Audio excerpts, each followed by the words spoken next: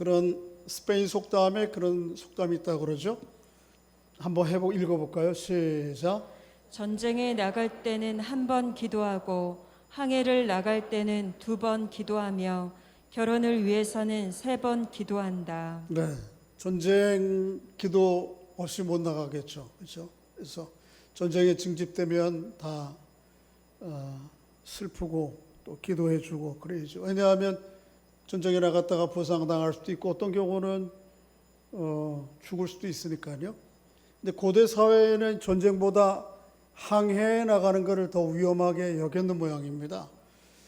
전쟁은 뭐 그래도 나갔다가 마을 청년이 대여섯 명 가면 한두 명은 문제가 있어도 또 나머지 사람들은 돌아오게 되는데, 마을 사람들이 한꺼번에 배를 10명이 타고 나갔다가 어떤 경우는 한꺼번에 아무 소식도 없이 영영 소식이 없는 경우들이 종종 있거든요. 그래서 아마 2번 기도하고 나간다. 결혼은 몇 번 기도한다고요? 3번. 뭐 전쟁도 항해도 짧으면 몇 개월, 길어야 몇 년입니다만은 이 왼수하고 살아야 되는 거는 몇 년 동안 살아야 되죠? 50년, 지금은 70년까지 살아야 돼요. 할아버지 할머니 이렇게 서로 배우자를 눈 가리고 퀴즈를 내봤더니 그랬다 그러죠. 왼수라고. 참 어려운 일이죠. 평생 살아가야 되는 문제가 쉬운 문제가 아니라는 걸 알 수 있습니다. 근데 보세요. 오늘 본문에는 고대 항해가 이렇게 어려운 거예요. 고대 항해는 전쟁보다 더 위험한 것인데, 그 고대 항해를 하는 장면들이 오늘 본문 27장, 28장에 기록하고 있어요. 앞부분 뭐 뒷부분 읽지 않았습니다만은 굉장히 위험한 상황들을 맡고 있는 바울이 탄 배의 항해를 그려주고 있습니다. 이렇게 대강 좀 그림을 통해서 확인해 보면 어디에서부터 시작하죠? 가이사랴에서 시작하죠. 지금 팔레스틴 땅, 유대 땅 가이사랴에서 바울이 2년여 동안 구금되어 있었어요. 뭐 죄가 있는 건 아니고 사실은 유대인들이 성전을 모독한다, 율법을 모독한다, 또 로마 사람들을 부추겨서 소요를 일으킨다. 사실은 다 해당하지 않는 것인데 그 이야기 때문에 기소돼서 2년 동안 가이사랴에 감금되어 있었는데, 바울이 자신은 이스라엘에서 재판을 받지 않고 로마의 카이사르 황제에게 가서 재판을 받겠다고 상소하죠. 그래서 바울이 그 상소를 따라서 로마에 가서 재판받기 위해서 가는 여정이 오늘 본문입니다. 27장, 28장. 가이사르에서 출발해서 바로 위에 시돈까지 갔어요. 시돈은 뭐 팔레스틴 땅 멀지 않은 곳에, 그리고 거기를 거쳐서 밤빌리아를 앞을 두고 구브로를 뒤로 끼고요, 무라라고 하는 도시에 항구에 도착을 합니다. 이때까지는 오늘 본문 한번 읽어볼까요? 27장 2절을 한번 읽어볼게요. 시작. 아시아 해변 각처로 가려 하는 아드라무떼노 배에 우리가 올라 항해할세 마게도냐의 데살로니가 사람 아리스다고도 함께 하니라. 예, 아드라무떼노라고 하는 배를 탔어요. 아드라무떼노. 이 배는 저 위에 북쪽에 이 무시아에서부터 출발해서 요 인근 아시아 인근을 왔다 갔다, 연해를 왔다 갔다 하는 배예요. 그런데 이 배는 로마를 가는 배가 아니니까 요 무라에서 배를 바꿔 타요. 어디에서 온 배인가 하면 이 알렉산드리아에서부터 출발해서 여기를 왔다가 로마에 오가는 배예요. 이 배는 굉장히 큰 배고, 이 배를 바로 바꿔 타고 이제 가려고 하는 거죠. 이 알렉산드리아는 애굽의 큰 도시였는데, 이 애굽이라고 하는 도시가 이 로마의 일종의 곡식 창고죠. 여기에 워낙 곡물이 많이 나고 이 곡물에 의존해서 로마가 생활을 하는 것입니다. 그래서 이 배를 곡물을 많이 실은 배, 그러면서도 또 필요한 여객 역할을 하는 거죠. 이 배를 타고 가는 것입니다.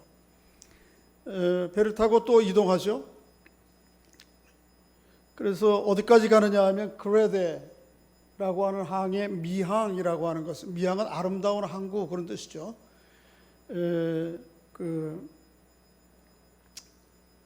작은 모양의 항구가 아름답긴 했는데, 그래서 이 큰 배가 276명인데 오늘 본문에 탄 사람들이 겨울을 지나기에는 이때가 이미 시기적으로는 겨울이 되었어요. 그래서 겨울을 지나기에는 좁기 때문에 바울은 생각이 이랬습니다. 여기서 머물자. 여기서 머물러야 된다. 바울이 이 지중해를 여러 번 여행을 했거든요. 그래서 이 지중해의 계절적인 양상이 어떤 건지를 잘 알기 때문에 이미 가을이 접어들었고 지났고 겨울이 임박했거든요. 그래서 오늘 보면 9절에 한번 보면 이런 말씀이 있어요. 9절 읽어볼까요? 시작. 여러 날이 걸려 금식하는 절기가 이미 지났으므로 항해하기가 위태한지라 바울이 그들을 권하여. 여기 금식하는 절기라고 하는 말이 있죠. 금식하는 절기가 이미 지났다. 여기에서 얘기하는 금식하는 절기는 유대인의 절기로 속죄일이 지난 거예요.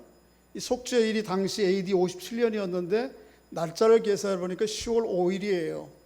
그래서 이 가을이 지나고 겨울이 되면 이 지중해가 아주 풍랑이 많고 어려움을 겪기 때문에 보통은 항해를 하지 않습니다. 연안 항해는 잠깐 하지만 이렇게 한복판으로 나오지 않는 거죠. 그래서 바울이 여기 미항에 머물자, 바울은 그렇게 얘기를 해요. 그런데 선장과 선주는 이야기를 듣지 않아요. 왜냐하면 미항이 아름답긴 한데 276명이 되는 큰 배가 머물고 한겨울 지나기에는 적합하지 않다고 그래서 요 옆에 베닉스라고 하는 곳까지 가자. 여기까지는 한 60km 되는데 베닉스는 그래도 큰 항구니 여기서 가서 겨울을 나자라고 해서 걸리 이동하는 것입니다. 마침 바람도 순하고요. 그래서 출항을 했습니다. 그런데 베닉스로 가던 항구는 이 지중해 한복판으로 밀려 나와요. 이 그레데의 중앙에서 불어 내려오는 북동쪽에서 불어 내려오는 바람, 그걸 유라굴로라고 그래요. 유라굴로는 두 단어가 합쳐진 것인데 하나는 유로라고 하는 것은 동쪽이라는 뜻이고 퀼리오라고 하는 것은 북쪽이라는 뜻이에요. 북동쪽에서 내려오는 바람이 얼마나 강한지 이게 광풍이라 미친 바람과 같다. 이 배를 이 바람에 밀려서 배는 지중해 한복판으로 밀려오죠. 그리고 밀려오는 정도가 아니고 어떻게 되죠? 요동을 칩니다. 임관사님이 이런 거를 참 만들었어요. 배가 다시 한번 보여드려야지, 그죠? 배가 그냥 순항하는 정도가 아니고 완전히 다 꼬꾸라졌어요. 그래서 이렇게 하기를 얼마를 지나는가 하면 이 바다 한복판에서 2주간을 지나요. 2주간 동안 해가 없이 낮에는 밤에는 별도 볼 수 없을 정도로 폭풍이 몰아치는 곳에서 아주 죽을 고비를 넘기는 거예요. 그래서 사람들이 곡물 다 버려버리죠. 곡물 지금 여기서부터 곡물이 뭐가 중요해요, 그죠? 그래서 곡물라든가 다 버려버리고 배에서 쓰는 도구들도 다 버려버리고 그렇게 죽을 목숨만 살으면 된다라고 생각을 해서 이 한복판에서 애를 쓰는 것입니다.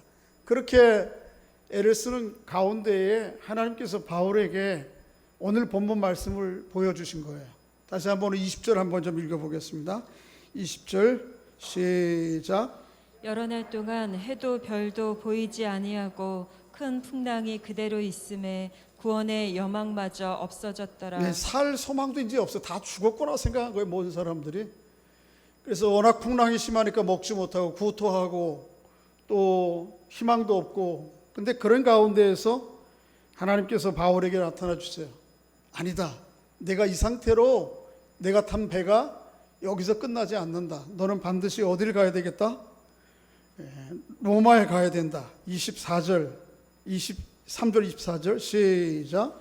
내가 속한 바 곧 내가 섬기는 하나님의 사자가 어젯밤에 내 곁에 서서 말하되 바울아 두려워하지 말라. 내가 가이사 앞에 서야 하겠고 또 하나님께서 너와 함께 항해하는 자들을 다 내게 주셨다 하였으니 그러므로 여러분이 안심하라. 나는 내게 말씀하신 그대로 되리라고 하나님을 믿노라. 그렇게 말씀해 주세요. 그래서 바울이 배 선장과 선주 사람들을 위로하고 설득해서 이 여행을 계속 항해를 하게 됩니다.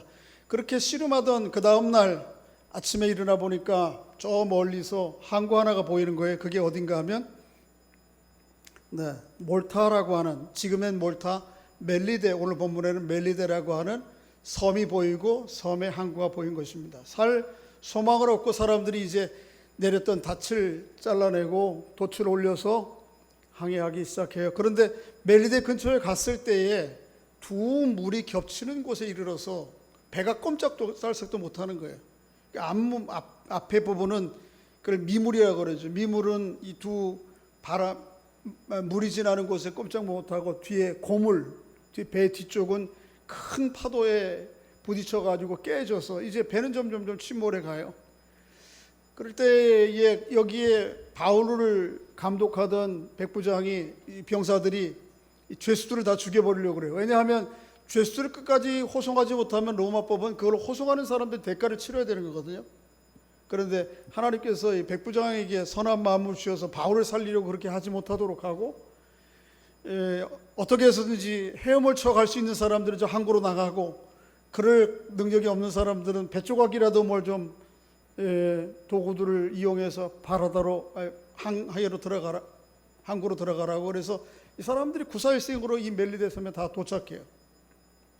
그래서 안연한 바다에서 배가 그저 오가도 못하고 꿈틀거리면서 난리를 치고 배는 점점 기울어져 가는 멜리데 사람들이 보고, 그래도 그 사람들이 어떤 사람들은 헤엄쳐 들어오고 배 조각을 붙들고 들어오는 것을 안 이 멜리데 원주민들이 그 사람들이 오자 그 사람들에게 모닥불을 피워줘요. 비 맞고 찬바람에 겨울이 가까운 곳에 온통 다 젖고 했으니까 제일 시급한 게 뭐죠? 따뜻해지는 거죠.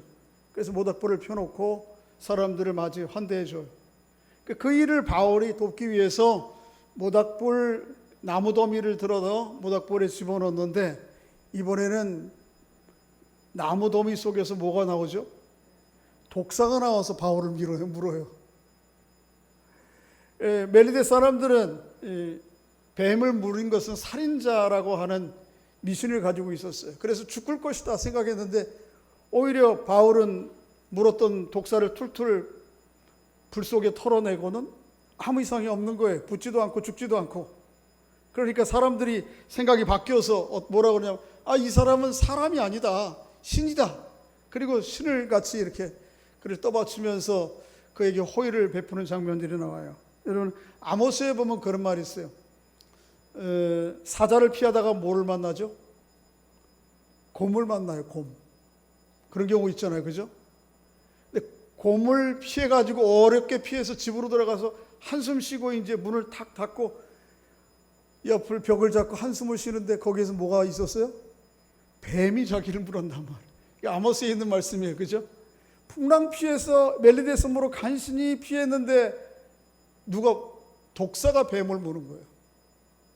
자, 여러분, 뭘 얘기하는 거죠? 이 스토리 전체가 우리 인간들에게는 크고 작은 끊임없는 파도와 같은 고난이 있어요. 누구에게도 예외가 아니에요. 예수 믿는 사람이라 할지라도 예외가 아니에요. 예수 믿는 사람들에게는 코로나 바이러스가 안 온다, 그러니까 우리는 무시하고 예배드린다, 그거 얼마나 미신적인 건지 몰라요. 그럴 수가 없는 거예요. 인간은 고난이 있어요. 끝없이 그 파도는, 하루에 제가 어느 책을 읽어보니까 7만 5천 번 친대요. 파도가 맞는지 모르는데 끝없이 우리의 삶에 고난이 있어요. 어떤 때는 그 풍랑이 심해가지고 어때요? 오늘 본문에 바울의 일행들이 경험했던 것처럼 배가 파선하는 것처럼 우리의 인생의 배가 완전히 좌초된 것 같은 어려움 가운데 탄식하게 될 수 있어요. 어떤 경우는 상상도 못했는데 뭐예요? 예상도 못했던 뱀이 물어서 왜 내게 이런 일이 닥치는가? 아니 왜 우리 집에 이런 일이 닥쳐? 나에게, 우리 남편에게, 우리 아내에게, 우리 애들에게, 우리 경제적인 문제가, 이런 문제들이 종종 닥치는 거죠. 그런데 그게 이상한 거 아니에요. 정상적인 거예요. 죄악 가운데 만들어진 세상 구조 가운데에 모든 사람들은 고난을 피해갈 수가 없어요. 누구라도, 대사도 바울도 이 고난을 피해갈 수가 없는 거예요. 그들만은 아니에요. 예수님도 마찬가지. 예수님의 타신 배가 갈릴리 바다에서 뭘 만나죠? 풍랑을 만나죠. 적은 풍랑이 아니에요. 제자들이 뭐라고 그래요? 주여, 우리가 죽게 된 것을, 거의 죽을 지경이에요. 우리 모든 사람들에게는 이런 고난이, 우리 개인적인 잘잘못을 떠나서 이 고난이 우리 모든 인류가 안고 있는 숙명적인 문제다. 그래서 코로나 바이러스를 맞고 이런 어려움을 겪고 하는 문제는 누구나 다 맞게 되는 거예요. 하나님의 구원의 역사들이 완성이 되어지기 전까지는 유사한 고난과 어려움들이 개인적으로 공동체적으로 끝나지 않아요. 앞으로도 끝나지 않을 거예요. 코로나 바이러스는 몇 년 안에 끝날지 모르지만 또 다른 고난은 우리에게 끝없이 몰려오는 것이에요. 오늘 본문을 읽다 보면 마치 그 재난, 바닷 가운데 재난을 당한 재난 영화 보는 것 같아요. 그죠? 재난 주간에 제가 케이블 TV 보니까 포세이돈이라고 하는 재난 영화를 하더라고요. 여러분, 바다에 있는 재난 영화 중에 유명한 거 뭐죠? 타이타닉. 그러니까 오늘 본문이 마치 읽어보면 여러분 집에 가서 찬찬히 한번 27장을 조금 설명이 잘 된, 더 쉬운 설명으로 된 글을 한번 읽어보면 진짜 무슨 타이타닉 영화 보는 것처럼 아주 참 리얼해요. 표현들이 재밌어요. 근데 바울이 오늘 이 바울의 행적을 기록한 누가는 단지 그런 풍랑의 외적인 상황과 사건들을 마치 기자가 현장을 취재하듯이 취재 기사를 쓰기 위해서 이걸 썼을까요? 표면적으로 보면 그런 것 같아요. 그런데 사실은 그렇지가 않아요. 이 이면 가운데에 누가, 이 본문을 기록하고 있는 누가가 우리에게 전하고자 하는 메시지가 있는 것이죠. 오늘 그거를 한 두 가지 좀 살펴보려고 그러는데요. 누가는 이 사도행전을 기록했고 그 전에 뭐를 기록했죠? 누가복음을 기록했어요. 그래서 이 누가복음과 사도행전이 원래는 한 책이었는데 나중에 학자들이 둘을, 누가복음은 복음서에 해당하고 사도행전은 조금 또 다른 관점이 있어서 이걸 분리해 놓은 건데 사실은 한 책인데 상하권으로 되어 있는 책이다. 그렇게 생각하면 좋아요. 그래서 요즘은 학자들 사이에서는 누가복음과 사도행전을 합쳐서 누가행전 그렇게도 부릅니다. 그런데 오늘 본문 가운데 보면 바울이 누가가 이걸 기록하는 이유는 이 글의 구도를 보면 누가가 앞에서 썼던 책, 그게 뭐죠? 누가복음에서 썼던 책의 구도를 따라서 마치 판박이처럼 오늘 본문을 기록을 하고 있어요. 그건 뭔가 하면 누가복음에 보면 9장에서부터 18장, 19장까지 어떤 이름으로 글을 기록해 가고 있는가 하면 예수님의 예루살렘으로의 여행이라고 하는 주제하에서 기록해 가요. 기억하세요? 그래도 2년 지났지만 그래도 좀 기억한다고 말씀해 주셔야 제가 좀 위로가 될 것 같습니다. 그때 누가복음 2, 3년 전에 계속 강의할 때 여러 번 얘기했던 거예요. 9장부터 19장까지 가기는 쭉 과정이 뭐예요? 예수님의 예루살렘으로의 여행. 거기 왜 가시죠? 거기 왜 가는지에 대해서 이렇게 기록하고 있어요. 누가복음 9장에 시작. 인자가 많은 고난을 받고 장로들과 대제사장들과 서기관들에게 버림받아 죽임을 당하고 제3일에 살아나야 하리라 하시고. 거기 올라가서 뭐 하려고요? 고난받고 십자가에 죽고 부활하심으로 하나님이 맡겨주신 구원의 사명을 이루기 위해서 거기를 가는 거예요. 그래서 줄기차게 중단 없이 예수님은 9장부터 19장까지 계속해서 예루살렘으로 가는 여정들을 누가복음은 기록해요. 오늘 본문이 그 구도를 따라 기록되어 있어요. 예수님은 예루살렘으로 가는 여행이라면 바울은 예루살렘부터 시작해서 어디로 가는 여행? 로마로 가는 여행이라고 하는 주제하에 이 본문을 기록해요. 마치 예수님이 갔던 행적을 바울은 똑같이 닮아가려고 하는 거예요. 그래서 고난조차도 사실은 구조조차도 예수님을 닮았어요. 그리고 한 걸음 더 나아가서 복음이 예수 그리스도로 말미암아 예루살렘에서 십자가의 죽으심과 부활을 통해서 하나님의 구원 사건이 시작되었잖아요. 그를 위해서 예수님께서 가시잖아요. 바울은 거기서부터 시작해서 이 복음을 어디로? 로마까지. 한 걸음 더 나가서 어디까지? 로마를 경유해서 당시에 땅끝이라고 하는 서바나까지 가려고 하는 것이 바울의 생각이에요. 그 열망이 그 안에 담겨져 있는 것을 오늘 누가는 글의 구조를 통해서 우리에게 보여주죠. 그러니까 바울이 예루살렘으로 가는 이 사명의 여정을 에베소 장로들과 만났을 때 한번 이렇게 고백한 적이 있죠. 한번 읽어보겠습니다. 시작. 내가 달려갈 길과 주 예수께 받은 사명 곧 하나님의 은혜의 복음을 증언하는 일을 마치려 하면은 나의 생명조차 조금도 귀한 것으로 여기지 아니하노라. 예수님이 내가 예루살렘에 올라가서 고난을 받고 장로들에게 어떻게 하고요? 제사장들에게 서기관들에게 죽임을 당하고 부활할 하나님의 사명 이거 하나만을 위해서 예수님이 달렸던 것처럼 바울은 어떻게 이 복음을 증언하는 일을 마치려 하면 나의 생명을 조금 더 귀한 것으로 여기지 아니하노라고 동일한 사명의 마음을 가지고 이 길을 중단 없이 가고 있는 거예요. 한번 오늘 본문에도 그런 내용이 나오는데 오늘 본문 전에 23장에 보면 좀 더 구체적으로 그런 사명의 여정을 바울은 고백하죠. 한번 읽어보겠습니다. 시작. 그날 밤에 주께서 바울 곁에 서서 이르시되 담대하라. 내가 예루살렘에서 나의 일을 증언한 것 같이 로마에서도 증언하여야 하리라 하시니라. 어디까지 가야 된다고요? 로마까지. 오늘 본문은 이 사명의 연상이에요. 연속이에요. 오늘 본문은 24절에도 비록 풍랑을 당하고 죽을 지경을 당하고 멜리데 섬에 가서 뱀을 물리고 하지만은 그럼에도 불구하고 하나님께서 이 바울이 로마에까지 가게 하실 것이라고 하는 약속을 오늘 본문 가운데 하고 있잖아요. 24절을 한번 좀 읽어보겠습니다. 24절 앞에 있네요. 시작. 바울아 두려워하지 말라. 내가 가이사 앞에 서야 하겠고 또 하나님께서 너와 함께 항해하는 자를 다 내게 주셨다 하였으니. 어디까지 서야 되겠다고요? 가이사가 누구예요? 로마의 황제. 그 자리까지 너가 가게 될 것이라는 하나님께서 그 자리까지 가기까지 그를 붙들고 인도하실 것이라는 것이죠. 자, 이 글의 구절을 통해서 우리에게 누가가 전하려고 하는 게 뭐예요? 바울은 끊임없이 하나님이 그에게 맡기셨던 사명을 따라 살아가는 거예요. 내 보신이 중요한 게 아니에요. 내 생명보다 더 중요한 건 사명이에요. 한번 서로에게 각자에게 딴 사람에게 얘기하면 안 되겠죠. 한번 선언해 주시기 바랍니다. 생명보다 귀한 건 뭐라고요? 사명이에요. 예수님께도 마찬가지였고 바울에게도 마찬가지예요.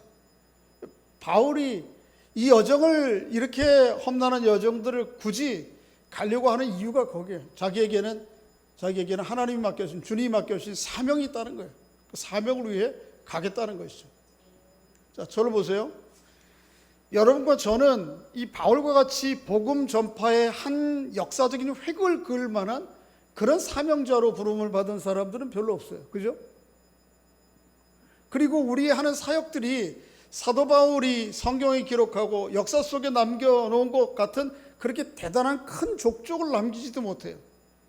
그러나 그럼에도 불구하고 하나님께서는 여러분과 저를 통해서 이 시대에 이 자리에서 이루어 가시고자 하는 하나님의 나라의 사명을 주셨어요. 그 사명들이 있는 거예요. 각자에게.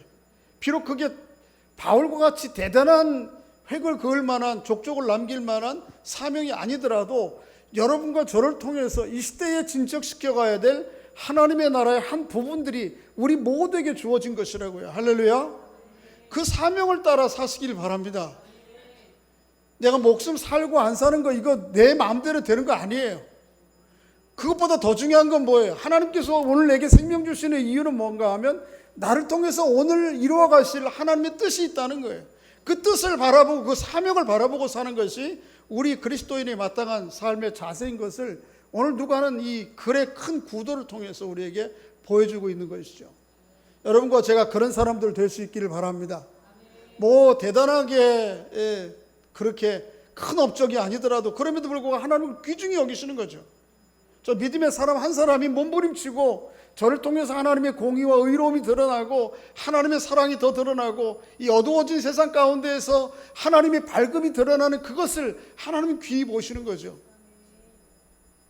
그걸 기대하시는 거죠. 그게 오늘 본문을 통해서 보여주는 우리의 말씀 메시지입니다. 두 번째는 뭔가 하면 비록 그리스도인들이 이 사명을 따라 살아가는 여정 가운데는 앞에 살펴본 것처럼 그렇다고 해서 고난이 싹 사라지고 태평대로만 열리는 게 아니에요. 거기에는 끝없는 고난과 어려움들이 있어요. 그런데 중요한 건 그 끝없는 고난과 어려움들이 파도처럼 때로는 배가 파손한 것처럼 큰 고통 가운데 빠지더라도 여전히 하나님께서 그를 붙들고 가신다는 사실이에요. 오늘 본문을 읽어보면, 자세히 살펴보면 오늘 본문 가운데에는 하나님께서 구원하신다라고 하는 표현들이, 구원이라는 말이 헬라어로 소조인데요, 소조와 이 소조에서 파생된 변형된 단어들이 7개 나와요. 한번 좀 읽어볼까요? 한 절씩. 좀 20절 아까 읽었습니다만 20절 한번 다시 한번 읽어보겠습니다. 시작. 여러 날 동안 해도 별도 보이지 아니하고 큰 풍랑이 그대로 있음에 구원의 여망마저 없어졌더라. 거기에 뭐가 나오죠? 구원이라는 말이 나와요. 31절 읽어봅니다. 시작. 바울이 백부장과 군인들에게 이르되 이 사람들이 배에 있지 아니하면 너희가 구원을 얻지 못하리라 하니. 거기도 뭐가 나오죠? 구원, 소조. 그 다음에 34절 시작. 음식 먹기를 권하노니 이것이 너희의 구원을 위한 것이요 너희 중 머리카락 하나도 잃을 자가 없으리라 하고. 거기도 구원.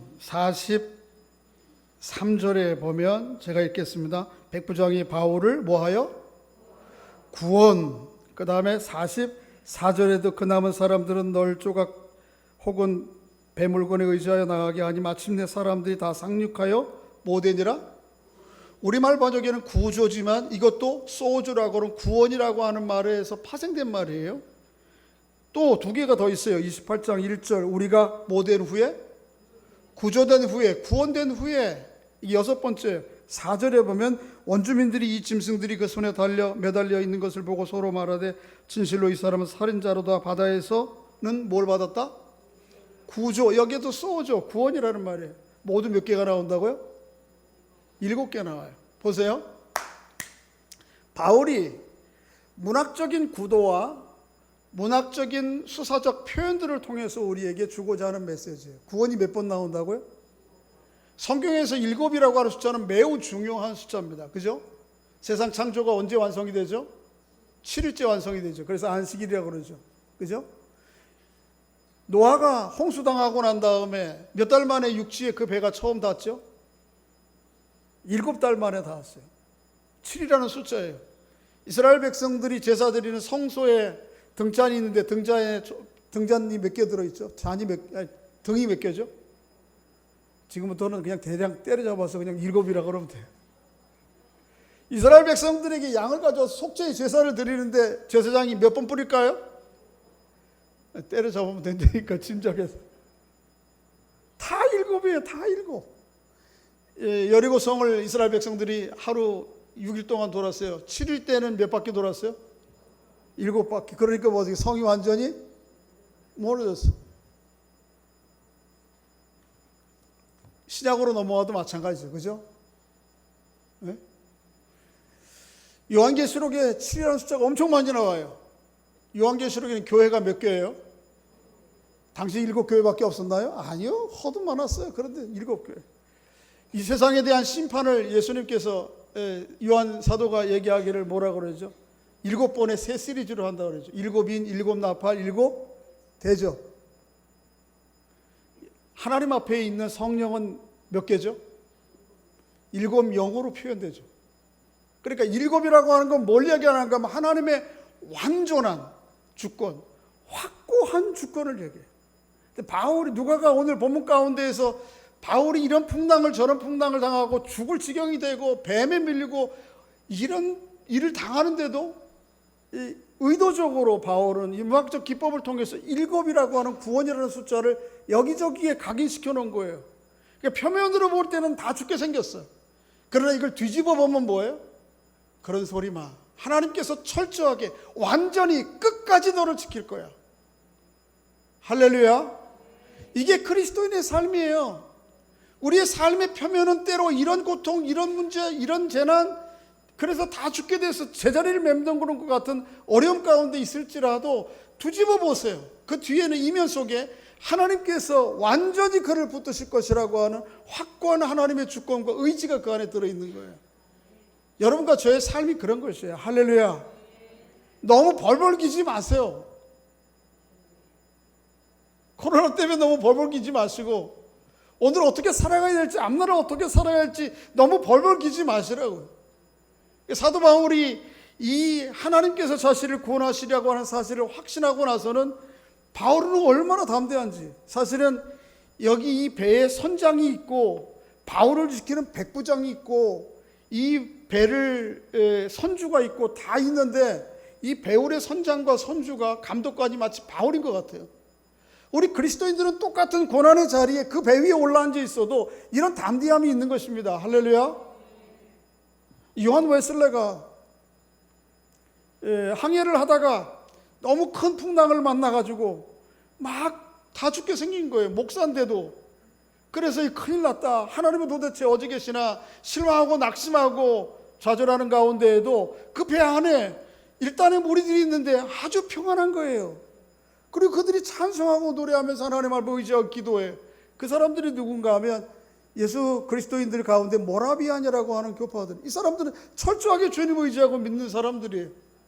이걸 보고 이 웨슬레가 회심해요. 재회심, 진정한 회심. 그전에도 그리스도가 누군지 알고 신앙인이었는데 정말로 살아계신 하나님을 의지해. 여러분과 제가 이 시대에 똑같이 예수 믿지 않는 사람들과 단 인생의 배는 똑같아요. 별 다름 없어요. 그럼에도 불구하고 그들은 이제 죽었구나. 그래서 먹지도 않고 식음을 전폐하면서 구원의 예망을 다 잃어버렸다고 낙심해도 똑같은 배를 타고 있으면서 그리스도인들은 달리 이야기하는 거예요. 왜?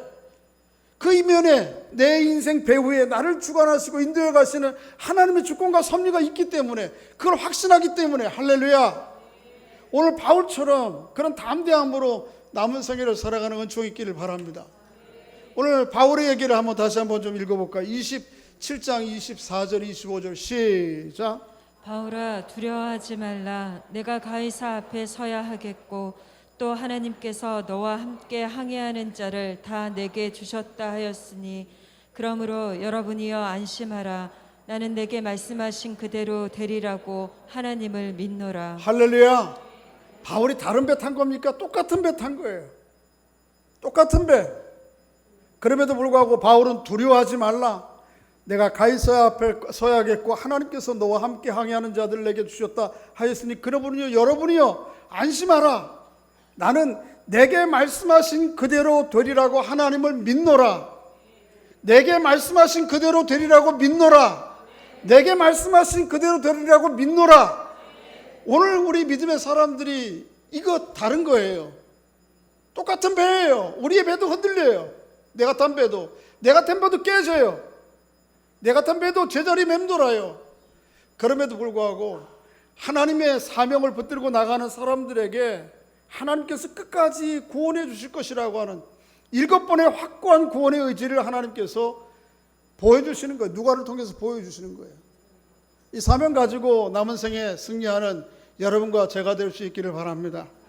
오늘 본문 읽으면서 이사야서 43장의 말씀이 생각이 떠올랐어요. 이 말씀을 읽고 마치겠습니다. 시작. 너는 두려워하지 말라. 내가 너를 구속하였고 내가 너를 지명하여 불렀나니 너는 내 것이라. 내가 물 가운데로 지날 때에 내가 너와 함께할 것이라. 강을 건널 때에 물이 너를 침몰하지 못할 것이며 내가 불 가운데로 지날 때에 타지도 아니할 것이요 불꽃이 너를 사르지도 못하리니 대저 나는 여호와 내 하나님이요 이스라엘의 거룩한 이요 내 구원자임이라. 바울이 지금 어디를 가고 있죠? 물 가운데. 그러죠? 물 가운데. 물 가운데서 바울도 똑같이 침몰 직전에까지 가는 거죠. 또 물에서는 간신히 구원받았는데 무태에 올라가니까 뭐가 기다리고 있어요? 불 가운데에 독사에 물리는 일들을 당해요. 근데 놀랍게도 하나님께서 물 가운데서도 바울을 지키시고 불 가운데서도 독사 가운데도 지키시는 거예요. 바울. 그랬던 것처럼 하나님께서 하나님의 사명 말씀을 따라 붙들고 살아가는 사람들은 물 가운데서 지키시고 불 가운데서 지키시는 거예요. 할렐루야. 그렇게 되리라고 그 약속을 믿고 의지하고 나의 구원자 되시는 주님과 함께 믿음의 여정을, 사명의 여정을 신실하게 힘있게 다시 일어나 걸어가는 여러분과 제가 될 수 있기를 주의 이름으로 축복합니다. 오늘 말씀 생각하시면서 두 가지 기도 제목 좀 함께 나누려고 그러는데요. 한번 기도 제목 읽어주시기 바랍니다. 나의 삶이 끝없이 밀려오는 파도, 종종 직면하게 되는 큰 풍랑으로 인해 흔들리고 맴돌지라도 나의 생의 주인 되신 하나님의 주권을 견고하게 의지하게 하옵소서. 하나 더. 바울같이 복음 전파에 큰 획을 긋는 사명은 아닐지라도 나를 통해서도 진적시켜 가시고자 하는 하나님의 뜻하신 바가 있음을 기억하고 신실하게 이루어가게 하옵소서. 네, 있는 자리에서 또 통성 기도하는 것 좀 자제해 달라고 부탁을 하니까 여러분 묵상으로 하시든지 여러분 귀에 정도 들릴 정도로만 오늘 두 가지 기도 제목 말씀 생각하시면서 기도하고 마치도록 하겠습니다. 기도하겠습니다.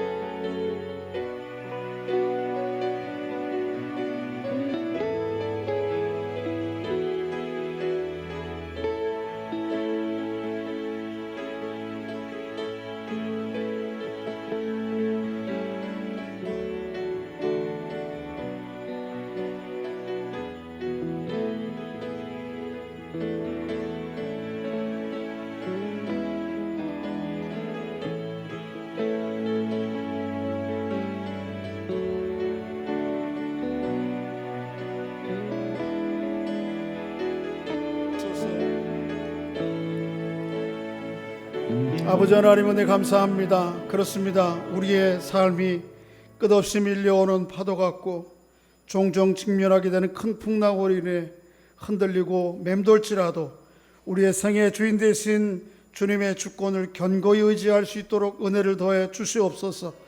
바울같이 복음 전파에 큰 획을 긋는 족적은 아닐지라도 그럼에도 불구하고 오늘 나를 통해서 주님 뜻하신 바가 있음을 기억하고 그 뜻을 신실하게 힘있게 이루어가는 저희 모두가 될 수 있도록 은총을 베풀어 주시옵소서. 예수님의 이름으로 기도하옵나이다. 아멘.